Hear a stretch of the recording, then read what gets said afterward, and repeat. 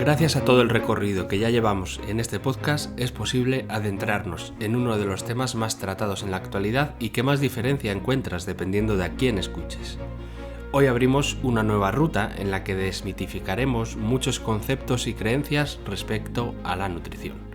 Y gracias a lo que ya conoces sobre tu microbioma, tú mismo y tú misma ya anticiparás muchos de los puntos que vamos a tratar. En este y en los siguientes episodios vamos a hablar de nutrición, pero desde la biología, que verás que es muy distinto y con mucha más lógica. Bienvenidos a Vida Biológica. Comenzamos.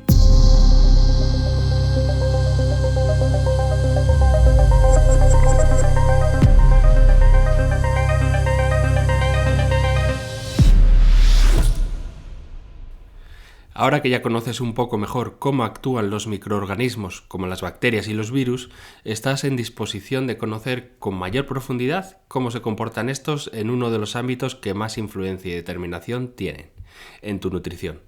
Y es que no sé si lo sabías, pero como veremos, las bacterias que conforman tu microbiota son las que en gran medida te permiten obtener muchos de los nutrientes que son esenciales para tu organismo. Una cuestión que no es banal, pues de sufrir una importante alteración en tu campo microbiano, puedes, por poner un ejemplo, no absorber ciertos nutrientes y vitaminas, como la B12, esencial para muchos procesos de nuestro organismo, o la vitamina K, produciendo alteraciones preocupantes en tu sangre. Pero antes de llegar a conclusiones tan avanzadas como estas, es necesario que comprendas desde el criterio biológico la función de la nutrición y de nuestro sistema digestivo, y cómo éste se comporta dependiendo del entorno, pues cambia rápidamente su configuración en función al tipo de nutrientes que tenga que gestionar. Hoy abrimos un nuevo bloque temático que nos llevará también a algunos episodios para desenmarañar todo este entuerto en el que nos han metido con la alopatización de la microbiota y la nutrición. Así que si te interesa este tema, recuerda darle a seguir este podcast para que te avise de los nuevos episodios. Ya te adelanto que haremos una formación específica en forma de webinar para profundizar en tu nutrición biológica, por lo que te recomiendo que sigas las redes sociales de Salud Biológica y así como la web, saludbiológica.com, donde encontrarás ya mucha información de todas las actividades que realizamos y de los nuevos programas de salud para llevar todo este conocimiento a tu día a día. El primer punto importante que hay que comprender es que nuestro sistema digestivo está formado principalmente por un tubo continuo, que tiene variaciones en cuanto a su forma y en cuanto a los habitantes que viven en cada zona del mismo, pero que en definitiva todo se comporta como una unidad, y esto es algo que muchas veces se olvida. Esta conexión de todo el tubo ya viene desde la misma formación del feto, que en sus primeros días es algo así como una esfera de células que están replicándose de forma enormemente rápida. Tras esa esfera de células, cuando continúa el proceso creacional del feto, encontramos que se forman 3 hojas que llamaremos hojas embrionarias, que tienen una gran importancia, de las que surgirán todos y cada uno de los tejidos: el tejido óseo, el tejido muscular, el nervioso, el tejido de cada órgano, y que, como ya hablaremos, dependiendo de la hoja de la que procedan esos tejidos, van a comportarse de una manera o de otra a nivel biológico. Lo que me interesa que conozcas en este punto en concreto es que tras esas 3 hojas embrionarias se crea una especie de anillo con todas esas células, un círculo completo en forma de dona, que para que me entiendas es como si fuese un neumático, hueco por dentro. En geometría a esa estructura se le denomina toroidal, y como dato curioso te puedo contar que tu campo electromagnético tiene esa misma forma, así como otras muchas estructuras del universo que también tienen esta misma forma. Pues resulta que ese hueco interno del neumático, donde iría el aire dentro de la cámara, corresponde en este punto a todo nuestro tubo digestivo. Es decir, que de esas células del interior del tubo, del neumático, surgirán todos los órganos de nuestro tubo digestivo: la boca, el esófago, el estómago, el intestino delgado y el grueso, y el ano. Y no por nada el desarrollo de cada ser humano inicia de esta forma. Esta estructuración ya nos habla de una continuidad, de un ciclo que tiene que cumplir el alimento o el nutriente que introduzcamos y que, si nos ponemos filosóficos, por decirlo así, es el mismo ciclo de la vida. Ese fruto que nos comemos lo procesamos en el interior de nuestro tubo digestivo y desechamos a través del ano lo que no necesitamos. Casualmente ese desecho sirve de abono para la tierra, donde está el árbol que aprovechará esos nutrientes que nosotros no podemos aprovechar para generar el siguiente fruto que volveremos a comer. Un ciclo perfecto diseñado por la biología que pareciera que sigue una estructuración de economía circular en la que todo se aprovecha. Y si te has creado la imagen en tu mente de esa dona, de ese anillo que te comentaba, te darás cuenta de un dato peculiar que veremos que tiene mucha lógica, aunque ahora es un poquito escatológico. Resulta que en un momento concreto de nuestra creación como nuevo ser humano tenemos la boca y el ano unidos. Sí. Y no tiene que ver con que nos alimentemos de desechos, como están tratando por todas las vías de hacer los grandes lobbies alimentarios con eso de la comida basura. Está más relacionado con esta misma continuidad de la que hablamos y más específicamente con nuestra microbiota. Resulta que existe una comunicación prácticamente directa entre lo que ocurre en tu boca con lo que ocurre en los siguientes tramos del tubo digestivo.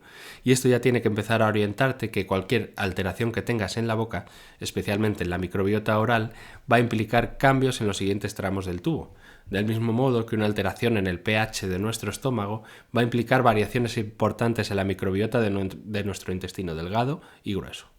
Piensa en tu tubo digestivo como una línea de producción de una fábrica que sigue una secuencia programada en la que el alimento que introduces en la boca sería la materia prima, de la que se obtienen distintos productos que vamos a llamar nutrientes, y que todo ese proceso acaba generando subproductos que tenemos que desechar y que no necesitamos, y que depende de tu equilibrio interno. Esos desechos que expulsas han de tratarse como residuos radiactivos o no. Ya sabes que hay gente que cuando va al baño hay que ponerlo en cuarentena por un tiempo porque directamente no se puede ni respirar.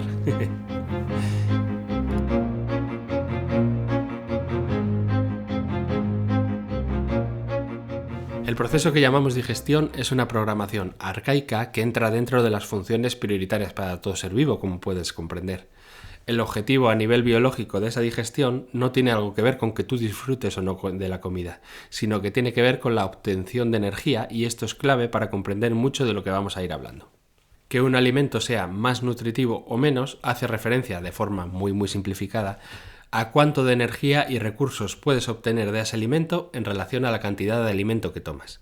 Por tanto, un alimento desde el punto de vista biológico es más nutritivo cuanta más energía y recursos podamos obtener del mismo con una mínima cantidad de alimento, y si es con un mínimo esfuerzo, pues mucho mejor. Y es que esto es una ecuación matemática. Si para obtener una unidad de energía de un alimento gasto 2 unidades de energía en descomponerlo, pues no me sale rentable, la verdad. Pierdo energía comiendo eso. Eso traducido sería equivalente a decir que ese alimento no sería digerible para nosotros. Es ahí donde el cuerpo decide no digerirlo, como pasa con la fibra que acompaña algunos alimentos. Es muy buena para nuestro tránsito intestinal, pero necesitaríamos mucha energía y recursos para descomponerla, tal como sí pueden hacer, por ejemplo, los rumiantes, que pasan más de 4 horas haciendo la digestión. Nosotros en nuestra evolución hemos priorizado ceder esa energía de la digestión al cerebro y no tanto al tracto digestivo. Es lógico, por tanto, que la función digestiva sea una función prioritaria para la supervivencia. Si representásemos esta escala de prioridad de nuestra biología como lo hacemos con la pirámide nutricional, el nutrirnos estaría dentro de la base de la pirámide, justo en la parte baja, junto a otras funciones que tienen por objeto garantizar la supervivencia del individuo. Y para que vayas relacionándote con las hojas embrionarias que te he mencionado al principio, todo lo que tenga que ver con funciones de supervivencia del individuo, como la gestión de la digestión, la respiración y otras funciones similares, estas son gestionadas y están en relación directa con una hoja que llamamos endodermo, que sería, de las 3 capas que hemos dicho, la más interna. Y esta está controlada por lo que comúnmente llamamos el cerebro primitivo, que forma parte de nuestro tronco cerebral, que es una zona específica de nuestro sistema nervioso, o también, quizá lo conoces más, por el llamado cerebro reptil o reptiliano. En esta parte en concreto no hay cabida para emociones ni razonamientos. En él únicamente hay funciones de supervivencia, de lucha y huida. Esto quiere decir que cuando activamos, como si fuese un interruptor, alguna de estas funciones que están localizadas en este punto, esta función va a ser prioritaria para nuestra biología y no puede ser gestionada desde la conciencia o desde el pensamiento. De hecho, cuando hay mucha activación de esta parte del cerebro primitivo por cuestiones de supervivencia, se anula por completo el razonamiento y la persona hace lo que sea necesario para sobrevivir, lo que sea necesario, literalmente. Y es que este es el motivo por el que es prácticamente imposible hacer razonar a alguien que le han hecho creer que está en peligro, bombardeándole constantemente con información de que hay un enemigo invisible que anda cerca pero que no puede percibirlo, y que si sale de su casa va a morir, o lo que es peor, puede llevar la muerte a sus seres queridos si se salta ciertas normas impuestas. No sé si os suena. Y que además después dicen que la única solución son inyecciones que ni siquiera han sido testadas previamente, pero no pasa nada. Esta persona que está bajo esta inducción de miedo No solo se alegra de saber que existen, sino que las pide desesperadamente aun cuando se sabe de antemano todas las alteraciones que provocan. Pues toda esta falta de lógica y de raciocinio viene provocada por ese bloqueo que se produce a nivel del cerebro reptil, y que mientras la persona esté con esas activaciones a nivel del tronco cerebral va a ser prácticamente imposible hacerle cambiar de parecer. Por eso no te desgastes tratando de convencer a una persona en ese estado. Bien, pues dentro de todas esas funciones que encontramos en el endodermo, en esta parte de la que estamos hablando, hay una que creemos haber perdido con el tiempo y la evolución, pero que realmente sigue funcionando de la misma forma que para cualquier otro animal, y que aunque te parezca raro lo que te voy a decir, es el verdadero inicio biológico de nuestra digestión. Esta es la función del olfato. Sí, nuestra digestión inicia en nuestro olfato, inicia biológicamente incluso antes de que introduzcas el alimento en tu boca. Mira, ponte en la piel de un animal que va caminando por la naturaleza y encuentra un cuerpo de otro animal muerto. Lo primero que va a hacer es oler la carne de ese cadáver para detectar si está ya en descomposición o aún se lo puede comer. Este sentido está tan desarrollado y especializado que con la narina derecha el animal percibe los alimentos en buen estado y de los que se puede alimentar, mientras que con la izquierda le sirve para detectar si algo huele mal, si algo del alimento está en mal estado o podrido. Pues esto de forma inconsciente lo haces tú cada vez que estás frente a un alimento o te llega un aroma del mismo. Si ese olor que sientes lo asocias con un alimento, tu cerebro da la orden de poner en marcha todo nuestro sistema digestivo. Y como ya te habrá pasado infinidad de veces, cuando notas ese olor tan rico, tu boca se pone a salivar preparándote para darle el primer bocado a ese alimento tan rico. Sin embargo, si el alimento está en descomposición, como cuando dejas el bote de tomate abierto en la nevera por muchísimo tiempo, automáticamente lo primero que haces para saber si es comestible o no es olerlo, y si te queda alguna duda, entonces pruebas un poquito a ver si está ácido o no, pero primero lo hueles. Y comprenderás que esta es una función vital de tu biología, ¿verdad? Pues no te tengo que decir qué pasa cuando comes un alimento en descomposición. De ahí que el interruptor de esta parte del olfato esté en el endodermo, en ese cerebro primitivo que estábamos hablando. El caso es que este sentido no es únicamente para distinguir el estado de un alimento, sino que nos sirve también para diferenciar los distintos alimentos. Aquí se hace una primera detección de qué es lo que vamos a comer, y nuestro cerebro comienza a dar la orden del tipo de alimento que va a llegar. No huele igual algo dulce que algo amargo, ni tampoco es lo mismo el olor de la carne que la del pescado, ¿verdad? Pues estas señales en forma de olor son traducidas por el cerebro, que como ya te expliqué en los primeros episodios, una vez que recibe esa información, la procesa y da una respuesta. En este caso, si detecta que ese alimento es algo dulce, por ejemplo, entonces pone en marcha enzimas de nuestro páncreas. Sin embargo, si es un alimento que va a tener mayor grasa, pondrá en marcha la vesícula biliar y la producción de bilis. Y todo esto se confirma cuando ya introduces el alimento en tu boca. ¿Nunca te has parado a pensar para qué distinguimos los sabores? ¿Crees que únicamente es para saber si algo te gusta o no? En realidad, esas papilas gustativas de tu lengua son excelentes sensores para detectar el tipo de alimento que estás ingiriendo y confirmar esas sospechas que habías recibido en forma de olor. De hecho, te voy a decir un secreto. El que te guste o no un alimento es otra de esas manipulaciones fantásticas de tu biología. ¿Nunca has parado a pensar por qué a la gran mayoría de nosotros nos gusta el dulce? Es más, voy a romperte un poco más los esquemas. El sabor dulce como tal no existe, es solo una interpretación de nuestro cerebro. Recuerda que hablamos que al cerebro lo que le llegan son ondas electromagnéticas, y en este caso las papilas gustativas son sensores, como te estaba diciendo, que transforman la señal que reciben en función del alimento que tomes en una frecuencia electromagnética concreta que es interpretada por tu cerebro. El caso es que todo lo que tú percibes como dulce hace referencia a tipos de alimentos ricos en una molécula que se llama glucosa, que son moléculas que sirven de energía rápida para nuestro organismo. Y el hecho de que te guste tanto el dulce es en sí un mecanismo de supervivencia, puesto que en estos alimentos la energía que obtienes es mucho mayor a la que tienes que usar para digerirlo. Y encima ya está en un formato que es la fuente energética por excelencia de nuestro organismo, la glucosa. Recuerda que te comentaba que tu cerebro está entrenado para obtener el máximo rendimiento con el mínimo de energía. Y por tanto, un poco de azúcar es la fuente rápida de energía que en condiciones de supervivencia puede salvarte la vida, de verdad. Por ello, el cerebro preferirá siempre que tomes azúcar y te pondrá todas las facilidades del mundo para que así sea. Es más, te va a recompensar con un gustosísimo chute de dopamina, que es esa hormona que te da la felicidad. Cada vez que vayas a comer algo dulce, chute de dopamina. Y aunque tú digas de forma consciente que te apetece algo dulce, ese apetecer algo dulce es en realidad tu cerebro pidiéndote amablemente que introduzcas glucosa, pues ya tiene preparado para ti el siguiente chute de dopamina. Y si encima vives con un estrés importante, ese chute de dopamina te sabrá a gloria y perpetuarás así la toma de dulce, pues para ti será una recompensa por todo el esfuerzo realizado.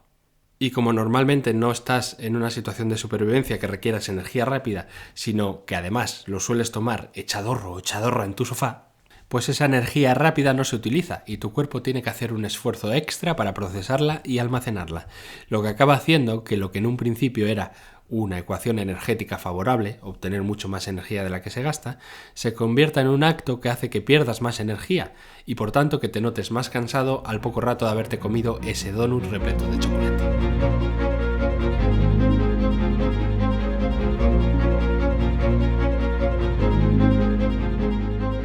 Ese proceso digestivo que, como digo, se inicia con el olfato, se activa completamente en tu boca, poniendo en marcha literalmente cientos de reacciones que confirman la continuidad del tubo digestivo que te decía al principio, no solo en cuanto al espacio físico, sino también funcionalmente hablando. Esto significa que cuando tu cerebro tiene claro qué es lo que estás comiendo, envía órdenes específicas a los órganos de tu tubo digestivo, como el estómago, y también a tu hígado y a tu páncreas, principalmente para generar enzimas digestivas necesarias para absorber todos esos nutrientes. Por ello, eso que te decía tu madre y tu abuela, de que comas despacio y sabores los alimentos, tiene todo el sentido del mundo, pues es la forma que tienes para detectar qué es lo que estás comiendo y por tanto preparas a todo tu cuerpo para que cuente con los recursos necesarios para digerir ese alimento. Si comes demasiado rápido, cual pavo, engullendo, no das tiempo a tu cerebro a conocer del todo el alimento que estás introduciendo, y este simplemente hecho puede hacer que tengas digestiones más pesadas. Pero esta comunicación no es únicamente con tus órganos. Se está viendo en los estudios más recientes que hay bacterias en el intestino específicas que tienen un crecimiento muy rápido que inicia cuando introduces en tu boca cierto alimento y que precisamente van a ser estas bacterias recién creadas las encargadas de metabolizar el alimento o al menos una parte de este. Por lo que deducimos de esto que el cerebro se comunica también con tu flora intestinal para aumentar en momentos determinados un tipo de bacteria que será la encargada de digerir lo que estás comiendo. Cuestión que es verdaderamente sorprendente, si no fuera porque ya hemos hecho el recorrido de los anteriores episodios, ¿verdad? Si entendiste bien lo que hemos recorrido en anteriores capítulos, te darás cuenta de que las bacterias son formadas por elementos más pequeños, que Reich llamó biones y Besams microcimas. Estas microcimas son influenciadas principalmente por el pH, como te decía, pero responden también a otros estímulos como los del sistema nervioso simpático y del parasimpático. Resulta que para que tú realices una buena digestión, gran parte de todo ese proceso se realiza en un estado de vagotonía, es decir, con predominio del sistema nervioso parasimpático. Es por ello que es habitual que cuando comes te entre cierta somnolencia y que si estás muy estresado, en simpaticotonía, pierdas el apetito. De aquí viene la típica frase de que los nervios van al estómago, pues esa simpaticotonía sitúa a tu estómago en un estado en el que puede producir molestias, aunque esto en realidad corresponde con otra parte concreta del estómago que se rige por otra hoja embrionaria, que ya lo aclararemos cuando lleguemos a ello. Pues esta información parasimpática que decíamos viaja de tu cerebro a tu tubo digestivo a través de un mismo nervio. Este es el nervio vago, que ya te lo he mencionado en otros episodios, ese del nombre un poquito raro. Pues esa misma orden parasimpática que se envía desde el cerebro es la que cambia ciertas condiciones en tu tubo digestivo. Mira, generalmente el parasimpático hace que tus arterias se dilaten, es decir, se ensanchen su diámetro y hacen que puedan circular mucho más sangre por ellas, haciendo que llegue a la zona donde se dirige ese estímulo mucha más circulación. En este caso en concreto, llegará esa circulación a tu tubo digestivo. Ese cambio en la circulación del tubo digestivo produce cambios importantes de oxigenación principalmente y llegan también nuevos nutrientes a las células. Esta configuración cambia de manera bastante rápida las condiciones del pH, es decir, del líquido extracelular, como hablábamos en anteriores capítulos. Esto, junto a algunas señalizaciones específicas en forma de hormonas que reciben tus células, hace que todo se ponga en marcha. Aún no se conoce a nivel científico qué es lo que conecta exactamente la información que obtienes de tus papilas gustativas con el crecimiento específico de bacterias, aunque con lo que ya conocemos de cómo funciona nuestro microbioma, podemos lanzar una apuesta y comprobaremos en poco tiempo si la ciencia nos da la razón o no. ¿Te animas? Mira, para mí hay dos posibilidades, que las dos pueden ser correctas y actuar al mismo tiempo. La primera posibilidad es que esas bacterias, que se activan solo durante la digestión, responden a un cambio específico de las condiciones del medio, es decir, lo que veníamos hablando. El cambio de pH producido por el sistema nervioso parasimpático puede servir de aviso para que cambie ligeramente el ambiente dentro de tu tubo digestivo, y esto favorezca el crecimiento de algunas bacterias que antes no habían crecido. Este mecanismo ya lo hemos visto cuando hay que digerir un tóxico, por ejemplo, que es una sustancia que puede cambiar mucho el entorno celular. Pero se me antoja que es necesario que haya un mecanismo extra más específico, pues únicamente con el cambio de pH es un cambio muy generalista, y lo que se está viendo en los estudios es que esas bacterias tienen relación muy específica con ciertos nutrientes concretos, como pueden ser, por ejemplo, los ácidos grasos. Por ello, me aventuro a decir que muy posiblemente exista una comunicación por frecuencia directa. Es decir, que cuando nosotros comemos un alimento rico en ácidos grasos, por ejemplo, como ya se sabe, ese alimento emite una frecuencia específica que es distinta a la de un azúcar, por ejemplo. Esa frecuencia, nuestro cerebro la reconoce como indicábamos, y este cerebro es el que envía un mensaje vía Wi-Fi, para que me entiendas, que pueda estimular el crecimiento de esas bacterias en específico. Esto, que ahora mismo te puede sonar muy a ciencia ficción, no tiene por qué ser tan descabellado, pues hay tipos de terapias que se basan en esto, como la terapia con imanes llamada par biomagnético, que si no la conoces, te cuento que se basa en generar un campo magnético con dos imanes puestos en dos puntos muy concretos del cuerpo, y que esos cambios en el campo electromagnético influyen directamente en la presencia de bacterias y virus, que de hecho, aunque sea bajo el concepto alopático de matar bacterias, hay algunas posiciones específicas de esos imanes para trabajar y eliminar, por ejemplo, el Helicobacter pylori del estómago. Así que no te extrañe que dentro de relativamente poco tiempo la ciencia confirme esta idea loca que acabamos de tener y que te he lanzado, de que hay comunicación por Wi-Fi con nuestras bacterias. Lo que es seguro y está bastante claro, a mi entender, es que en todo este proceso de la digestión también participa el endobionte que ya decía Reich. ¿Os acordáis de lo que era el endobionte? Ese ente biológico que forma nuestras bacterias y virus, es decir, nuestro microbioma, y que explica y conecta este mundo de frecuencias del que estamos hablando con el que nosotros llamamos el mundo físico. Un endobionte que cambia si estamos ante un estímulo simpático o parasimpático, como veíamos, y que si me das unos minutos más te mostraré haciendo un rápido recorrido inicial por nuestro tubo digestivo, pues todavía toda esta información que llevas del episodio hasta el momento es solo el aperitivo, ya que únicamente hemos hablado del momento en que hueles y saboreas ese alimento. Espero que tengas hambre, pues vamos a darnos un verdadero banquete de información biológica en este y en los siguientes episodios.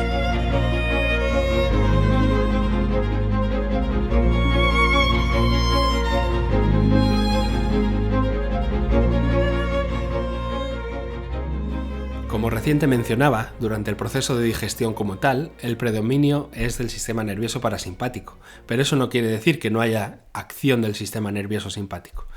Recuerda que para que surja la vida tiene que estar ambos presentes, como el yin y el yang.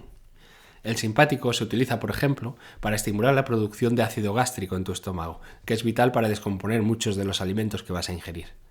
El problema siempre viene cuando hay un desequilibrio entre los dos, igual que cuando hay un desequilibrio en tus bacterias y tus virus, como veíamos en el episodio anterior. Y es que resulta que las dos cuestiones van unidas, y esto es clave para que lo entiendas.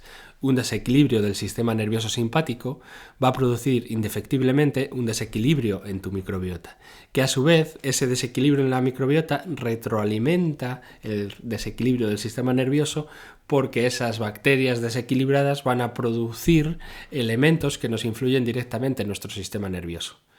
Esto, que es como un círculo vicioso, habitualmente se conoce como el eje intestino-cerebro, de lo que ya hablaremos largo y tendido en los siguientes episodios, no te preocupes. Lo que me interesa que te lleves en este momento es que nuestro sistema digestivo cumple una función básica, que es la de nutrirnos, evidentemente, obteniendo energía de distintas sustancias que ingerimos. Y en esta función, cada parte de nuestro tracto digestivo cumple una tarea distinta, como en la cadena de producción de la fábrica que te decía al inicio. La boca cumple la función de atrapar el bocado que vas a ingerir, saborearlo e identificar qué tipo de alimento estás tomando. Al mismo tiempo, las glándulas salivales empiezan a generar saliva y esta empieza a descomponer el alimento, a predigerirlo junto a la masticación para facilitar el trabajo al estómago. Una vez masticado, lo tragamos y viaja a través del esófago hasta nuestro estómago. Aquí comienza a batirse como si fuese una pequeña lavadora el bolo alimenticio y se mezcla con el jugo del estómago, donde pasará un tiempo en el que ese alimento se va fragmentando y ya en nutrientes más básicos que puedan ser absorbidos por el intestino. Podemos decir que este es el órgano encargado de realmente digerir el alimento. Recién salido del estómago, esa mezcla de alimento y jugos llega al duodeno, donde también son bañados por la bilis y enzimas pancreáticas para ayudar a fragmentar otros elementos como por ejemplo las grasas. Y un poco más adelante, en el intestino delgado, comienza la absorción de todos los nutrientes, quedando lo que no necesitamos para enviar al intestino grueso, donde las bacterias específicas van a descomponer esos restos y donde va a absorberse todo el agua posible. El resultado de este proceso del intestino grueso ya lo sabes cómo acaba, ¿verdad? Acabas eliminando lo que no necesitas en forma de heces.